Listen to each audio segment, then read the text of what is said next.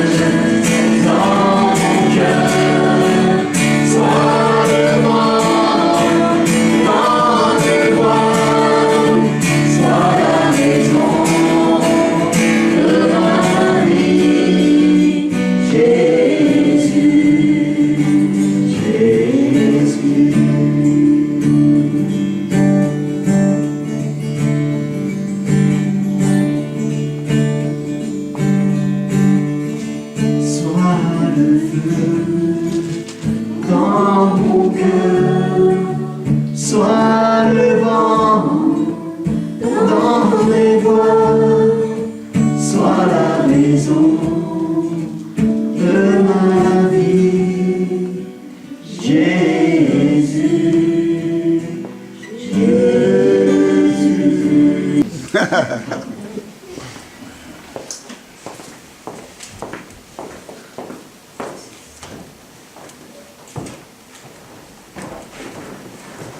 à notre Seigneur. Amen. Amen.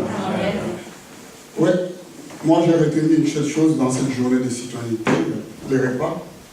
La mairie a beaucoup dépensé pour nous nourrir.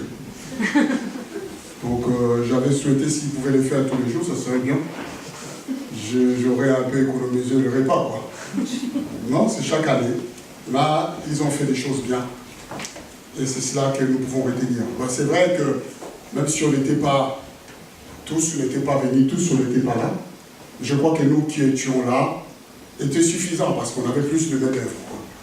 C'est-à-dire que surtout sur le chantier où on était, il y avait des gens qui avaient, il y avait beaucoup de main-d'œuvre. Donc si on était encore plus, les gens auraient pouvoir côté quoi.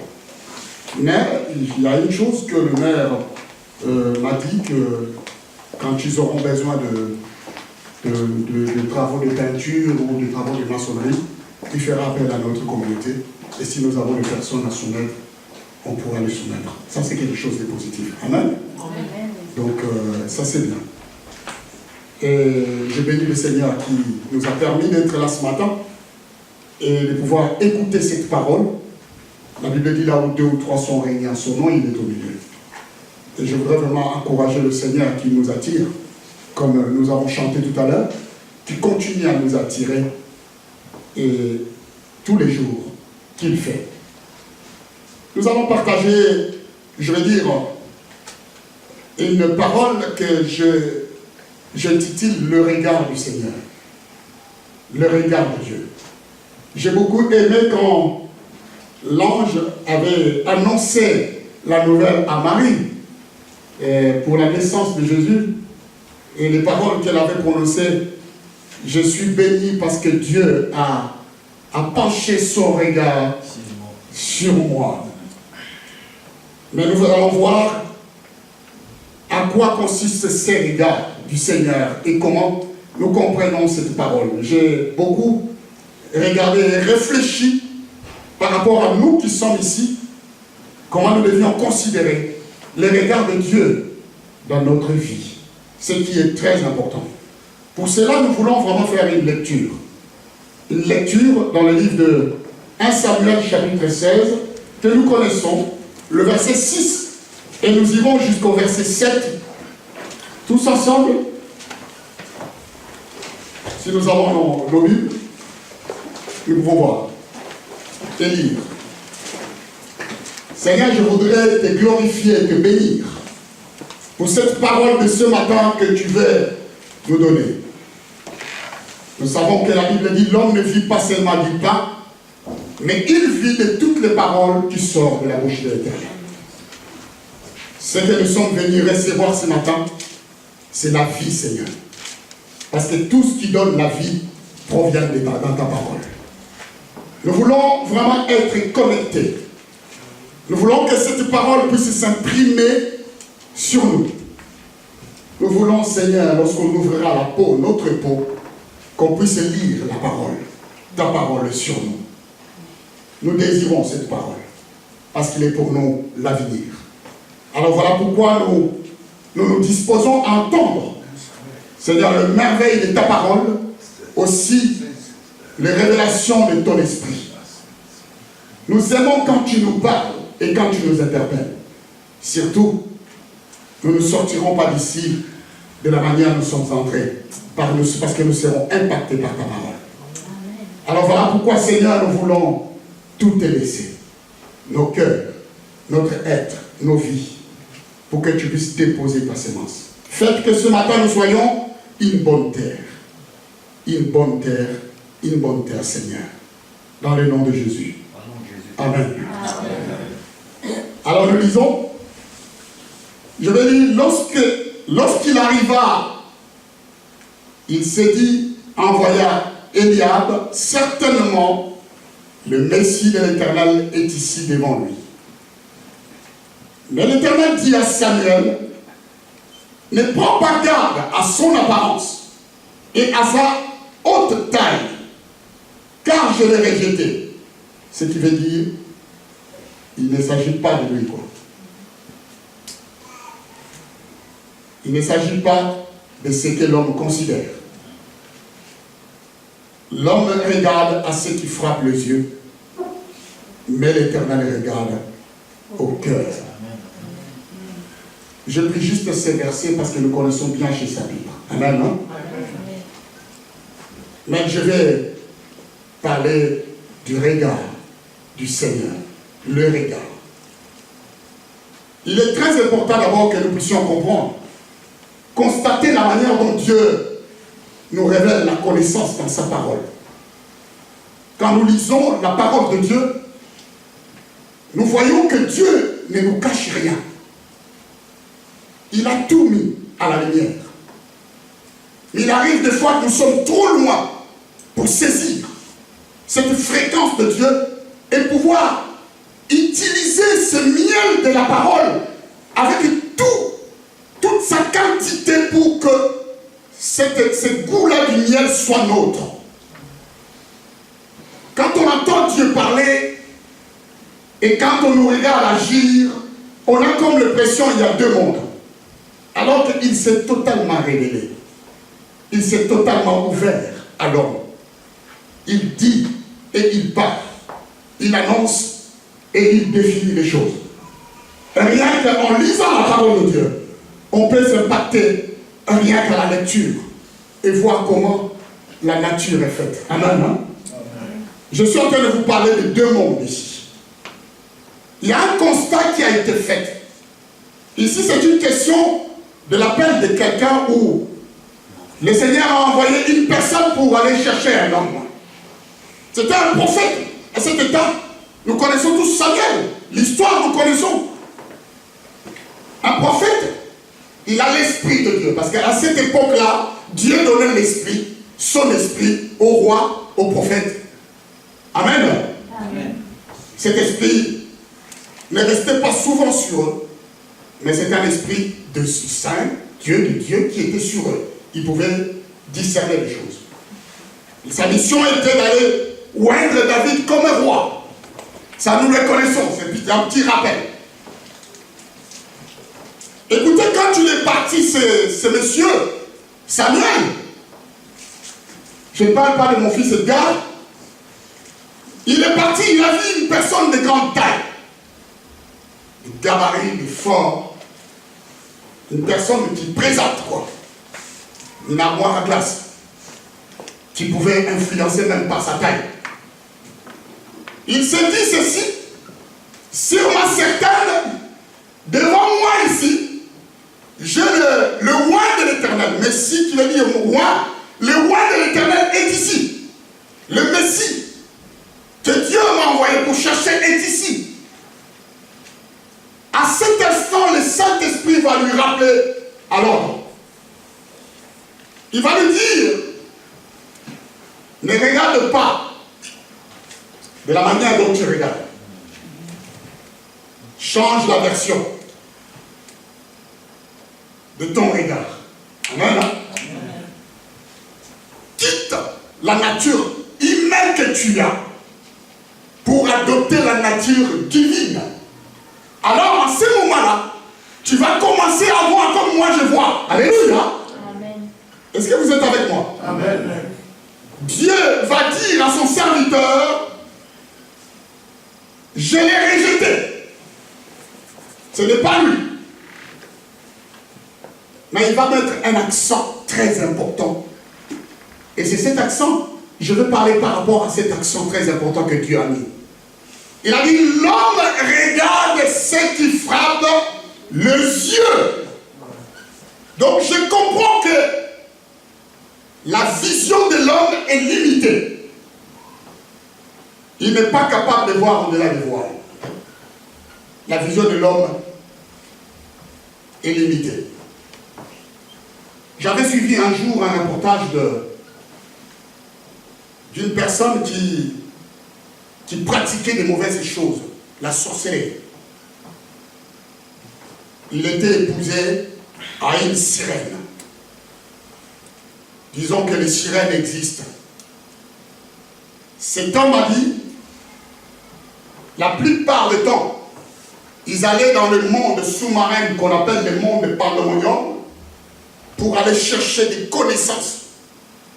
Il révélait en disant que beaucoup des architectes, beaucoup de physiciens, beaucoup de présidents, des hommes du pouvoir vont dans ces mondes où ceux qui créent des grandes choses vont dans ces mondes pour aller chercher des choses qui sont là-bas, afin de les amener dans les mondes où nous vivons. C'est-à-dire qu'il arrive des fois qu'il y a des riches, parce qu'ils ont fait le pacte avec l'ennemi pour avoir l'argent, ils vont chercher des choses là-bas. Et ils les ramènent. Il donnait l'exemple en disant, il y a des fois des voitures qui circulent sur cette terre, vous voyez un gros 4x4, tout neuf, impressionnant, vous avez comme l'impression c'est un 4x4, mais c'est une voiture, c'est une boîte de sardines. C'est une boîte de sardines qui roule sur le pavé. Mais les gens les voient comme une voiture. Alléluia. Amen. Parce que la vision de l'homme est limitée. Il va révéler encore en disant qu'il y a des choses, il y a des immeubles qui sont construits, vous avez comme l'impression que c'est des immeubles, mais au-delà des voiles, ce n'est pas un immeuble, c'est des bois qu'ils ont mis. Ils ont donné l'impression, c'est le monde de notre vie. Notre vision ne voit que l'illusion. Alléluia. Amen. Ce monde est fait de l'illusionnisme qui nous cache la vraie réalité derrière. Parce que la vision de l'homme est limitée. Voyez-vous, là, Dieu va donner une sauce, une nature. Que l'homme est limité parce que l'homme, ce qui lui plaît, ce qui est bon pour lui, c'est ce qui frappe les yeux. Et vous allez comprendre que ce monde fonctionne comme ça. Quand tu es trop classe, une belle voiture, tu roules bien, tu as un bon langage, cravate, costume, des trucs comme ça, tu commences à avoir le respect des gens. Parce qu'ils regardent ce qui frappe. Tu peux être pauvre, mais il suffit que tu roules avec de belles voitures, les gens considèrent que tu es riche. Parce que la vision de l'homme est limitée. Il regarde à ce qui frappe les yeux. Imagine-toi que tu viens avec une pantalon pourri, déchiré, cheveux crépus, de l'ox. Tu fais comme l'impression que tu es en train de... Tu as trop fumé la chicha. Et que quand tu arrives ici, je suis sûr que personne ne te dira bonjour. Alléluia. Parce qu'ils vont se dire, ah, celui-là, qu'est-ce que Dieu nous a envoyé encore ce matin? Il plane. Parce que la vision de l'homme est limitée. Bien aimé, ne considère pas cet homme parce que je l'ai rejeté. Dieu ne regarde pas comme l'homme. Dieu le regarde différemment. Pourquoi je dis que la vision de l'homme est limitée? Vous connaissez l'histoire d'Élisée avec son jeune serviteur. Alors qu'ils étaient entourés d'une armée qui était prête à entrer en action. Les serviteurs d'Élisée étaient très inquiets. Il se dit, mais maître, ne vois-tu pas que nous sommes entourés par une grande armée? Tu ne vois pas que nous sommes le peuple, alors que nous sommes tous seuls. Élisée va lui dire, ne t'inquiète pas, sois sans crainte. Ceux qui sont avec nous sont plus nombreux que ceux qui sont là. Amen. Mais ce gars avait douté. Il s'est dit peut-être, il est trop spirituel cet homme. Pour me dire que ceux qui sont avec nous sont plus nombreux que ceux qui sont avec eux. La réplique d'Élisée était quoi? Seigneur, je te prie de lui ouvrir les yeux et que tu le fasses entrer dans une autre dimension, qu'il dépasse les voiles qui le limitent de tout, afin qu'il voie ce que je suis en train de lui annoncer. Alléluia. Amen. La Bible dit que les jeunes hommes, lorsque les écailles sont tombées, vit sur les que l'armée de Syrie était. Alléluia. Amen. Mais auparavant, quand tu regardais les montagnes, ils voyaient les arbres, ils voyaient les arbres du sol, ils voyaient les trucs, même les choses, ils voyaient la montagne, ils voyaient les forêts. Mais ils ne voyaient pas l'armée qui campait là, à côté d'Élysée. Parce que la vision est limitée. Tout ce que nous voyons, que ce soit sur cette terre, peut ne pas être réel, mais parce qu'on est limité, on considère comme si c'est réel. Il y a tellement de choses que si Dieu nous ouvre une seconde les yeux, nous serons effrayés toute notre vie. Toute notre vie. Et ça va nous mettre dans une déprime totale. Rien qu'à voir ces choses-là. Est-ce que vous êtes avec moi? Amen. Dieu ne considère pas ce que les hommes, comme les hommes regardent. Je vais prendre un exemple simple et on va se focaliser sur cet homme. Et vous allez voir comment les choses se sont présentées. Et comment les choses se font. Je prends l'exemple d'une seule personne, de Joseph. Nous connaissons Joseph, n'est-ce pas? L'envoyé du Père. Qui est le symbole de Jésus-Christ lorsqu'il était envoyé et rejeté par. Je vais prendre l'exemple de cet homme. Simplement, lorsque son père lui regardait, je veux dire par là, quand Jacob regardait Joseph, son fils, il avait un regard. Dans ce regard qu'il avait sur son fils, c'est ce qui a fait qu'il puisse constater, voir les choses que les autres ne voyaient pas. Il voyait en Joseph un bon fils. Un fils qui était merveilleux. D'ailleurs, pour cela, ça a été donné, ça lui a été donné le veste de multiples couleurs, qui avait apporté beaucoup de jalousie dans sa famille. Les regards sur ce fils-là, que le père voyait, étaient différents. Mais vous savez quoi?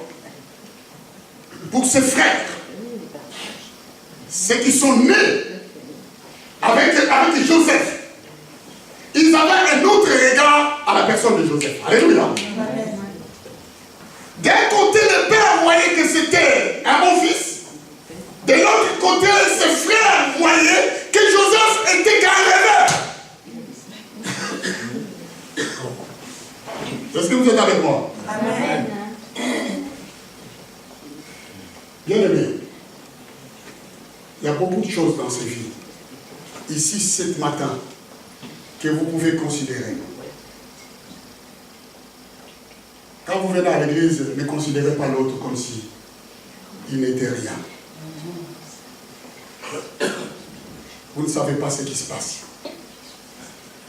Changeons notre vision. Je vais dire par là que celui qui était rêveur par ses frères, de l'autre côté, pour Potiphar, c'était un bon serviteur qui lui avait apporté la bénédiction dans sa maison. Il l'a considéré différemment. C'était un homme qui était soumis, obéissant. Amen. Mais le même regard qui était jeté sur la même personne, selon chacun, il voyait autre chose. Amen. Mais même dans la maison de Potiphar, la femme de Potiphar lui voyait un bon amant. Vous êtes d'accord avec moi? Que celui-là, c'était bien. Pour que je puisse tromper mon mari avec lui. Ça, c'est des choses qui arrivent. La vision, c'est ça dépend de l'angle que tu es. Aujourd'hui, on peut voir tous la même chose, mais on aura chacun une définition différente. Que ce soit sur la vie d'une personne, que ce soit sur la vie d'une situation, il y aura toujours la vie différente de chaque personne. Parce que nous sommes limités. Même un étant en prison, ceux qui ont vu Joseph entrer en prison, ils l'ont considéré comme un prisonnier. Parce que s'il n'avait rien fait, pourquoi il était là? Quand je vous ai dit qu'il a envoyé le fils de père, il est allé en prison alors qu'il était innocent. Alléluia. Amen. De la même manière, Jésus a été crucifié alors qu'il était innocent. Vous êtes d'accord avec moi? Amen. On lui a mis une faute qu'il n'avait pas commise. Alors qu'il était fidèle. Mais je peux vous dire une chose. Le regard de Dieu sur Joseph était différent. Quand Dieu regardait Joseph, il voyait un premier ministre en attente. Un premier ministre d'Égypte qui attendait son heure. Amen. Qui attendait son temps. Et qui attendait que l'élévation arrive. Parce que là, les choses changent. Toutes les personnes qui ont regardé Joseph s'étaient trompées. La seule personne qui avait un bon regard sur cet homme-là, c'était Dieu. Voilà pourquoi j'ai dit à mon titre, le regard de Dieu. Alléluia. Le regard du Seigneur sur toi. Ce n'est pas le regard des hommes qui sont autour de toi qui vont faire que tu sois ce que tu seras. Amen. C'est le regard de Dieu qui va faire que tu deviennes ce que tu dois devenir. Amen. Parce que les hommes, ils te regarderont simplement comme ça a été défini ici, selon l'apparence. Quand tu es bien avec eux, ils sont bien avec toi. Quand tu n'es pas bien avec eux, ils deviennent méchants avec toi. Ah oui, c'est la Et même si quand tu es bien, ils deviennent quand même méchants avec toi. Amen. Amen. Ça, c'est l'homme. Mais regarde ce qui frappe les yeux. Et quand tu es ce miel, ils vont chercher toi à te vider. Parce que Dieu ne regarde pas de la même façon. Vous savez?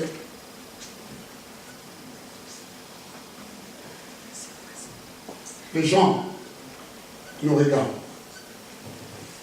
Ils continueront à nous regarder. Et beaucoup font tout pour plaire aux gens. Au lieu de plaire à Dieu. Parce qu'ils veulent une place dans cette société. Ils veulent s'intégrer. Ils veulent fusionner, faire partie de quelque part. Quand il arrive dans un endroit, il veut entrer dans la moule, faire comme les autres, pour qu'on puisse l'accepter. Ça, ce n'est pas la définition que Dieu nous donne. Alléluia. Amen. Si Dieu a jeté un regard sur toi et sur moi, et que ces regards nous donnent un certain valeur, je dois me considérer comme Dieu me regarde. Pas comme les hommes me regardent. J'ai assisté à une personne trop. Quand elle était dans le besoin, j'étais là. Je priais, j'ai gêné pour cet homme, cette personne. Je criais à Dieu pour lui. Je voulais apparaître devant ses yeux un bon pasteur. Je voulais l'aider au maximum. Mais quand elle n'a pas réussi à obtenir ce qu'il avait besoin, il m'a traité de mauvais pasteur. Il m'a traité de tous les noms. Ça ne m'a pas fait mal. Parce que ça, c'est la nature de l'homme. Alléluia. Amen. Est-ce que je l'avais fait pour lui? Non. Je l'ai fait pour Dieu. Amen. Je l'ai fait parce que Dieu m'a conçu comme ça. La nature des hommes ne changera jamais. Mais quand on vient à l'église, il faut qu'on puisse adopter une autre nature. Que nous ne venons pas avec la vision humaine. Parce que nous ne verrons pas au-delà de voile. Un jour, Abraham s'est assis. Alors que Dieu venait de lui parler par l'esprit, il va s'asseoir. Il y avait le soleil comme aujourd'hui, comme ça. La Bible dit que il voit venir 3 personnes. Comme il était expert en hospitalité et à l'accueil, il s'est dit certainement ces personnes sont fatiguées. Ils ont besoin d'un peu de repos, un peu d'eau. Et quand les 3 personnes vont avancer, il va lui demander de pouvoir demeurer chez lui et entrer. Au départ, c'était 3 personnes. Mais il ne savait pas que parmi les 3 personnes, il y avait l'Éternel des armées qui était là. Amen. Alléluia. La vision de l'homme est limitée. Et quand les hommes ont mangé, ça c'est un secret. Hein? Voyez-vous que la promesse d'Isaac n'est pas venue avant les repas. C'est d'abord quand ils ont mangé. Et quand ils ont bu. Et l'un de ces 3 personnes va dire à Abraham, certainement l'année prochaine je reviendrai. Parce que je suis bien nourri. Mais quand je reviendrai, ta femme va avoir un enfant. Amen. Est-ce que vous êtes avec moi? Amen. La femme, comme elle avait la vision limitée, il a rigolé. Elle a dit, ah, ces vagabonds, ils ont bien mangé, ils ont bien bu. Voilà, maintenant ils commencent à sortir des paroles inutiles. C'est comme ça les gens, tu vois, quand ils mangent, ils boivent, ils commencent à dire n'importe quoi. C'est comme ça nous sommes, n'est-ce pas? Mais il ne avait pas les yeux pour voir que c'était Dieu qui était venu le visiter. Alléluia. Amen. Il n'avait pas les yeux pour voir que Dieu était là. Les gens que vous laissez dehors, ça peut être peut-être ce Dieu qui vous laisse dehors. Amen. Amen. Vous ne savez pas. Regardez, je vais vous dire. Si Dieu viendrait vous visiter un jour, il ne viendrait jamais parce qu'il nous a révélé la vérité. Il nous a dit dans la parole. Il ne viendra jamais pour que vous puissiez vous reconnaître que c'est Dieu. La Bible dit qu'il n'avait aucune beauté pour attirer. Regarde. Donc sa vie sera toujours un clodo, un clochard. À partir d'aujourd'hui, si vous voulez commencer à prendre en charge les clochards, peut-être vous prendrez en charge Dieu. Alléluia. Amen. Mais c'est ces personnes-là que vous allez que vous détestez, ou les personnes que vous ne voulez pas voir. C'est dans cette apparence-là que Dieu viendra vous visiter.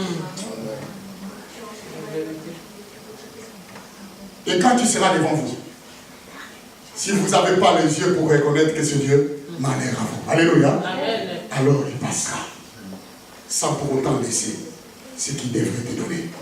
Ça c'est une chose et une vérité que je suis en train de vous dire.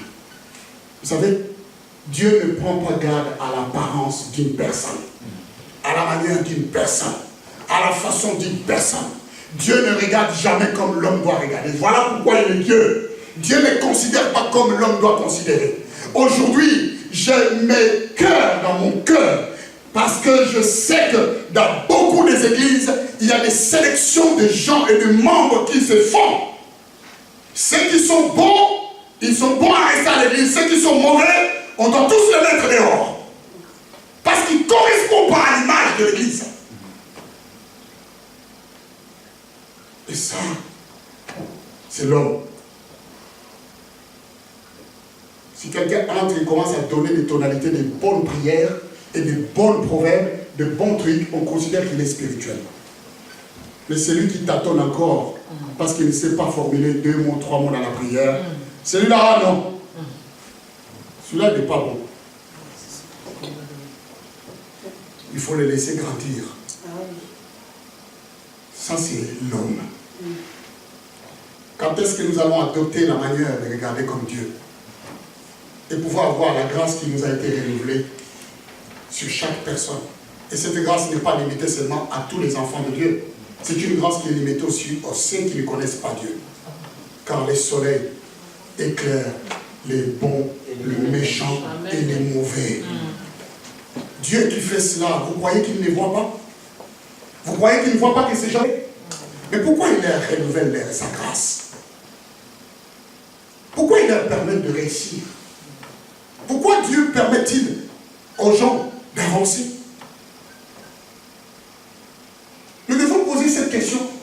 Et quand nous sommes à l'église, nous devons adopter cette manière de considérer les autres, de considérer même nous-mêmes. Car je ne sais pas ce qui serait l'avenir de l'autre. Alléluia. Amen. Je ne connais pas. Un jour, je vais vous dire, Un homme était venu en tant qu'immigré, il s'est mis. Il est allé assister une femme. Quand tu l'as assisté, il dit, écoute, je suis vraiment dans la souffrance. Est-ce qu'il y a moyen de m'aider financièrement parce que je n'arrive pas. Je vis que vous êtes aisé. Est-ce que vous pouvez me faire quelque chose? La femme a pris carrément un seau d'eau qu'il a balancé sur la tronche du gars. Les gars étaient trempés. Ce gars-là est parti. Comme tout le monde, comme le chemin de Joseph, il a fait ses preuves. Alors un jour, cette femme-là était prête à mourir. Aucun médecin n'était capable de les sauver. On l'amène, on lui dit qu'il y a un chirurgien, un médecin impossible, qui sait et qui fait tout. Il dépasse même tous les médecins européens. Il a atteint le niveau de professeur. Il faut qu'on te le présente. Ce médecin avait un nom français, hein? Comme Daniel, Sébastien, un des noms qui parle. Pas les noms comme Mambo qui savent ou quoi que ce soit. Un nom qui, quand vous attendez, déjà vous êtes guéri. Et vous savez, il y a des médecins comme ça. Hein? Dès que tu attends son nom, tu n'as même pas vu sa tête. Tu as comme l'impression que ton opération s'est bien passée.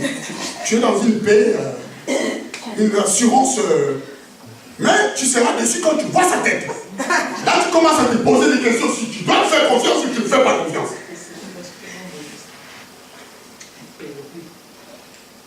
On amène la femme devant ce docteur. Et le docteur la regarde bien. La femme la regarde bien. Et qu'est-ce qui se passe? Il se passe que la femme a reconnu le monsieur. Et le monsieur a reconnu la femme. Ça va, madame? Ah, vous vous rappelez de moi? Parce qu'avec un langage, ce n'est pas vous qui avez jeté un seau d'eau chez moi, sur moi. Ah, vous vous rappelez dans quelle année? La dame regarde. Il pose la question s'il n'y avait pas un autre médecin pour pouvoir le prendre en charge. Parce qu'il s'est rappelé que les seaux d'eau qu'il avait versés, ça peut lui coûter la vie. Mais seulement, je peux vous dire qu'il n'y a que le seul, lui seul. L'apparence est trompeuse, n'est-ce pas? Amen. Et le médecin l'a rassuré. Pour lui dire que t'inquiète, c'est un petit problème. On va te guérir, on va te remettre sur pied. Il a fait les choses. Et cette femme a été guérie. Alléluia. L'opération est avec succès. Voyez-vous, quand on porte des regards différents des autres, on ne sait jamais ce qui peut arriver demain. Si tu connais ton avenir, si tu sais comment tu seras demain ou comment l'autre sera demain, alors continue à être ce que tu es. Alléluia. Amen. Mais si tu sais que Dieu peut regarder l'homme différemment, sans considérer son apparence, change ta position de regard. Amen. Sur les gens, sur ta famille, sur des personnes, sur des voisins, change ta façon de regarder. Parce qu'aucun sur cette terre n'est rien. Tout le monde est quelque chose. Amen. Je peux vous dire la vérité. Tout le monde est quelque chose. J'ai vu une expérience comme mon frère. Au Leclerc. J'ai vu il y a une dame qui travaille avec moi. Mais si elle regarde la vidéo, je mets Madame X. Elle est de petits détails. Elle ne dépasse pas un mètre. C'est une femme fabuleuse. Alors, je me suis posé la question. Je dis, mais est-ce que cette femme est mariée? Alors un jour, je suis allé lui poser la question. Je dis, est-ce que tu es mariée? Elle me dit, oui, je suis mariée, j'ai des enfants.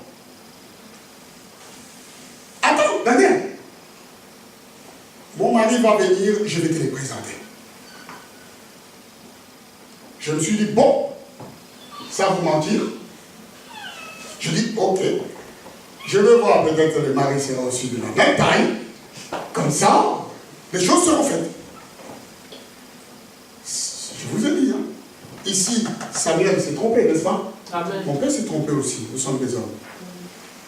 Mais quand le gars est venu, quand j'ai vu le gars, je me suis demandé ce qu'elle avait vu sur cette femme. J'ai compris que son regard avec cette femme était différent de tous les regards que les gens posent sur cette femme. Alléluia. Amen. Lui, il a vu autre chose. Jusqu'au point de l'épouser et d'avoir des enfants. Mais les autres, quand tu la regardes, quand elle passe, elle pose un autre regard sur la personne. Alléluia. Amen. Elle le sait. Parce qu'elle m'a dit, Daniel, tu es choqué. Hein? Je sais, moi, je m'en fous des regards des gens. Je suis ce que je suis. Mais voici mon mari. Amen. Est-ce que vous êtes avec moi? Amen. Est-ce que vous parlez avec le Seigneur, s'il vous plaît? Changeons la façon de voir les gens autour de nous, la façon de voir les gens dans nos familles, dans les gens. Changeons et adaptons les regards de Dieu, les regards de compassion, les regards qui regardent l'autre avec sa valeur divine, la valeur intérieure qui peut ne pas se voir devant les gens. Cette valeur qui valorise l'autre parce qu'il est appelé, parce que l'autre, il le sait qu'il doit être. Vous savez, si Dieu regardait l'apparence, ni l'âge, s'il regardait même à l'âge, il n'aurait pas béni Abraham dans sa vieillesse. Vous êtes d'accord avec moi? Amen. Abraham est devenu et a été béni dans sa vieillesse. Ça veut dire que Dieu ne considère pas que tu sois vieux pour ta bénédiction, que tu sois vieux ou que tu sois jeune. Quand ça viendra, ça vient. Alléluia. Amen. Si ça doit venir aujourd'hui, ça vient aujourd'hui. Même si quand tu auras 80 ans, 105 ans, les autres auront 105 ans, si Dieu veut te bénir, regardez pas que tu as 5 ans. Amen. Dieu. Alléluia. Il va te bénir. J'avais suivi un reportage d'un couple, un couple vieux, qui avait 95 ou 90 ans, avait gagné au loto. Alors les journalistes se disaient, mais ils sont déjà bien prêts à mourir. Mais qu'est-ce qu'ils vont faire avec cet argent? Est-ce que c'est ton problème? Attends. Ils sont bénis, amen. Amen. Dieu ne regarde pas que tu atteignes que. Il peut te bénir enfant, il peut te bénir. Il n'a pas regardé à l'apparence. Je veux dire, Dieu ne regarde pas ton expérience. Il ne considère pas ton expérience. Parce que les gens peuvent te prendre par ton expérience. Alléluia. Amen. Tu arrives dans un truc d'embauche et te dis, est-ce que tu as l'expérience? Si Dieu regardait à une expérience, il n'allait pas choisir David. Amen, amen. Vous comprenez? Il était roi alors qu'il n'avait aucune expérience de la royauté. David ne pouvait rien. Celle que la famille ne considérait pas. Même le père de David n'avait un regard différent de David. Ils l'ont considéré comme moins que rien. Ils l'ont mis à paître les troupeaux. Il était seul. Ce garçon vivait comme il n'avait pas de famille. Parce qu'il était né dans le péché. Lui-même l'a dit dans les livres de Psaumes. Je suis né dans le péché. Et dans sa famille, personne ne les considérait. Mais Dieu, dans cette famille, il a envoyé un roi. Alléluia! Amen. Vous croyez que s'ils avaient su que c'était un roi, il allait l'envoyer au troupeau? Vous savez, les rois à cette époque-là avaient le pouvoir de couper les têtes des gens. Hein? Ah oui, il peut accélérer même les familles. Hein? Prenez les coupez les têtes et on vous coupe des têtes. Mais il y avait un roi qui sommeillait à David. Mais loin de tout critique et tout. Il était abandonné, délaissé. Mais c'était un roi guerrier, un homme de guerre, un puissant guerrier qui ne reculait devant rien du tout. Mais sa famille l'a négligé. La personne que vous êtes en train de négliger ici dans l'église, vous ne connaissez pas son avenir. Peut-être demain c'est lui qui va vous aider. Amen. ou dans votre entourage. Celui que vous voyez comme il est moins que rien aujourd'hui, il sera peut-être demain plus que rien, tout. Vous êtes avec moi? Il sera plus que tout. Dieu ne regarde jamais à l'apparence. Je vous ai donné l'exemple d'une petite taille ici. Il y avait un homme dans la Bible qui s'appelait Zachée. Pour qu'il voie Dieu, il faut qu'il monte dans un sycomore. Mais quand Jésus est arrivé à ce niveau, il a dit quoi? Vous connaissez, non? Hâte-toi de descendre, Zachée! Parce qu'aujourd'hui, je n'irai pas dormir ni à l'hôtel, ni dehors, ni où quoi que ce soit. Il y avait des hommes de bonne cadre, de bonne volonté, des personnes qui avaient beaucoup d'argent dans cette époque, qui pouvaient recevoir Jésus, qui avaient des palais, qui avaient des choses. À cette époque. Mais il va dire à Zachée, hâte-toi de descendre. Parce qu'aujourd'hui, je viens dormir chez toi. Alléluia! Petit détail, mais il a accueilli le Seigneur dans sa maison. Dieu n'a pas choisi d'aller vers le gouverneur. Il n'a pas choisi d'aller vers un grand riche. Mais il n'a pas regardé l'apparence ni la taille des achats. Mais il savait que cette petite taille-là cachait un grand cœur. Seigneur, aujourd'hui, si j'avais volé 1 euro, je vais rendre 7 fois plus, 7 euros. Alléluia! Ça, c'est généreux. C'est avoir un grand cœur. J'ai rentré 7 euros à la personne. Oh! Au-delà de tout, 300% sur le terrain. 700 même. Voyez-vous que nous devions regarder, nous qui sommes l'église, différemment des choses. Est-ce que vous êtes avec moi? Amen. Oui. Dieu n'a jamais considéré les choses comme on le considère. Ayons une autre vision de l'église. Ayons une autre vision des gens dans l'église. Ayons une autre vision sur la personne que nous regardons. Ayons une autre vision. Et parce que nous savons que Dieu, c'est celui qui appelle, c'est celui qui établit, c'est celui qui oint.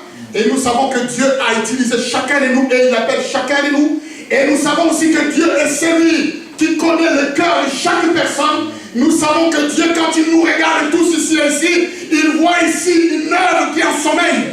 Nous ne savons pas qui sera demain, qui il sera, comment il sera. J'avais suivi l'histoire d'un président. Et je prends l'exemple du président de mon pays. Son histoire était simple. C'était un enfant qui a été adopté. Peu importe s'il regarde la cassette, c'est la vérité. S'il va sur YouTube, il saura c'est la vérité. Un enfant qui a été adopté par un mercenaire, un radin. Il l'a pris avec lui. Il l'a amené. Et lorsqu'ils étaient là-bas, du côté où ils étaient, en Tanzanie, je crois, ou en Zambie, en Tanzanie, ce gamin était taximan. Il faisait du taxi, il apportait les gens, il transportait les gens. Et chaque jour, pour gagner sa vie. Quand on le voyait, personne ne voyait son destin. Un jour, comme les choses, Dieu fait en son temps et en son heure, son père va revenir au pouvoir. Je fais court. Il va prendre le pouvoir. Et ce gamin qu'on connaissait d'hier, né de l'hiver, va devenir chef de l'armée de son père. Les choses vont se faire comme par hasard. Son père est tué. Et qui on donne le pouvoir? On donne le pouvoir à ces gamins. Qui autrefois était taximan. Aujourd'hui, je dis encore, un reçu sur lui, il est devenu l'homme le plus riche de la terre. Et il est au pouvoir. Mais il y en a qui l'ont connu taximan, qui ont fui le pays.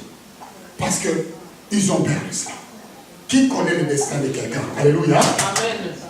Qui? Des taximens au pouvoir.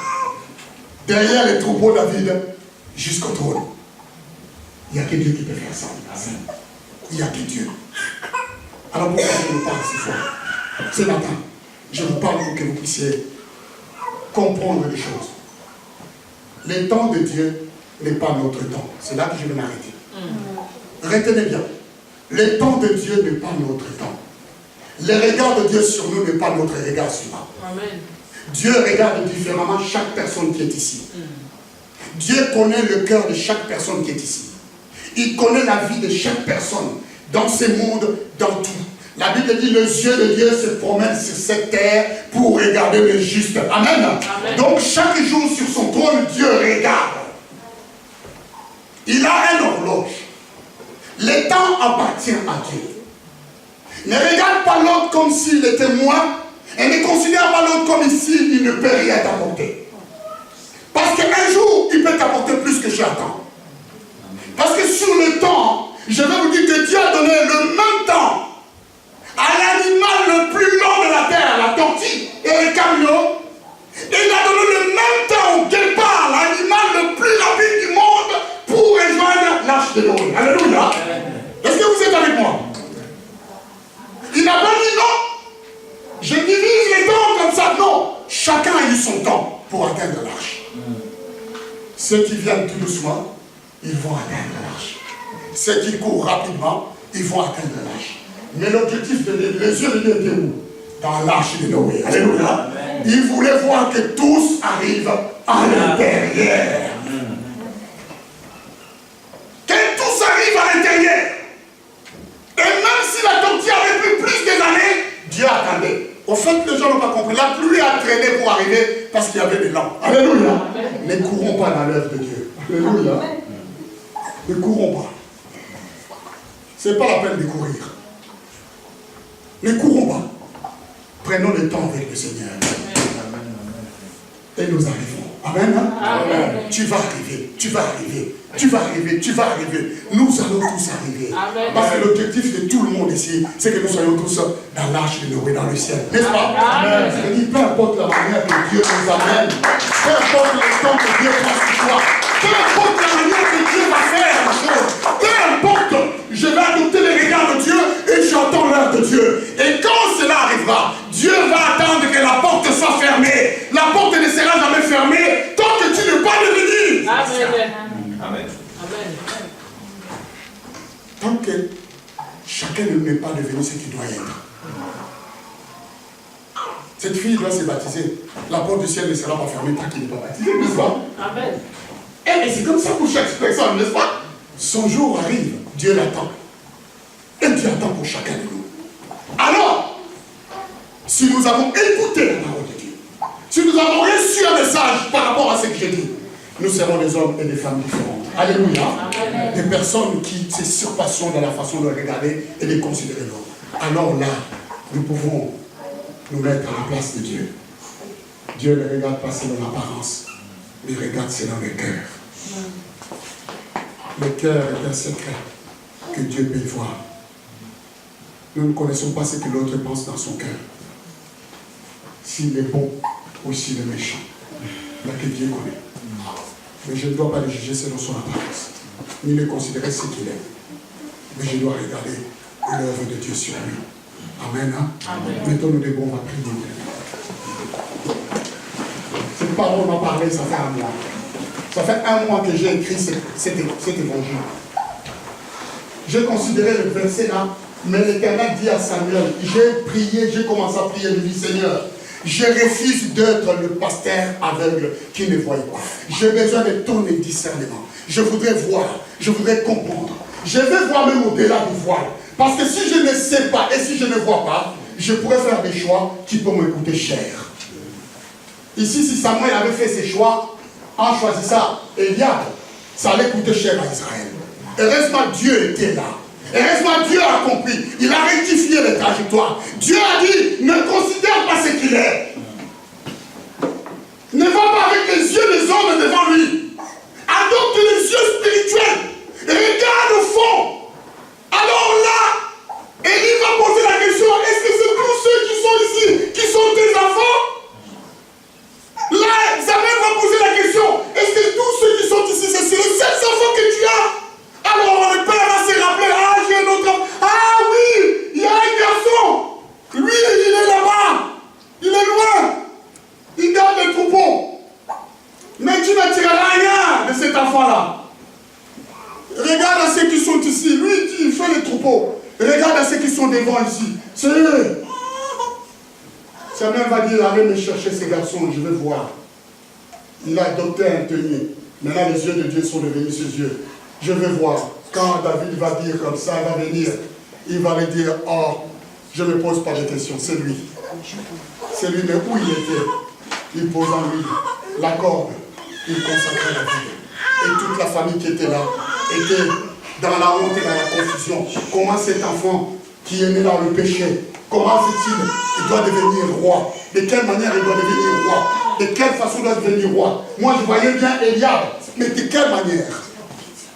Bien-aimés, prions le Seigneur. Prions notre Dieu de changer nos regards. La prière que tu vas faire, Seigneur, change mon regard envers mon voisin, envers mon cousin, envers mes frères et sœurs, envers tout le monde que je ne considère pas les gens, que je ne juge pas au premier regard, mais que je puisse l'étendre et regarder ton cœur, parce que ton cœur voit autre chose. Ton cœur, là où il y a la condamnation, voit la grâce. Ton cœur, là où il y a le péché, voit le pardon. Ton cœur, Seigneur, là où il y a un manque de patience, il voit la patience. Ton cœur, là où il y a encore une fois le pleur, il voit la consolation. Le Dieu de Dieu voit beaucoup de choses comme ça. Là où il y a les soucis, Dieu voit les réponses, les solutions. Tu vas demander, Seigneur, adopte-moi un regard comme toi, Seigneur. Je voudrais ne pas considérer les choses comme je les considère. Je voudrais considérer les